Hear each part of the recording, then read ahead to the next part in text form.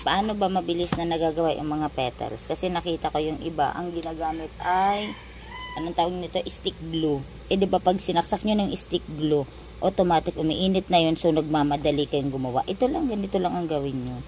Di ba? Ito. Ginagawa nyo siya. Ayan. Ito lang kailangan, no? Lighter lang, tsaka ito. Tapos, kung gusto nyong ganunin, gusto nyo, ako kasi hindi ganun, hindi sobrang, sa gitna ko lang siya ginaganyanan. Tapos, ayan, i-lighter nyo lang, guys. Tapos, ganun. Ayan, automatic. Ganyan na siya. O, diba pa? Kung ganito naman ang gagawin nyo, ganyan, yung ganun lang. Ayan, pwede din. O. Igaganon nyo lang. O.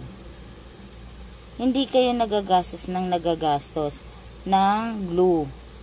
Lighter lang, mga moms. Okay na.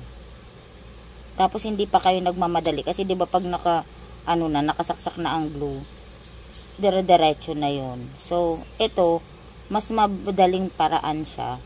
Tapos, less pa sa, sa expenses. Kasi nga, hindi mo na kailangan mag-glue ng mag-glue. Mahal din ang stick glue, Tapos, nagmamadali ka pa. Kaya, napapaso ka ng stick glue. Ito, hindi mo kailangan magmadali. So, yun lang.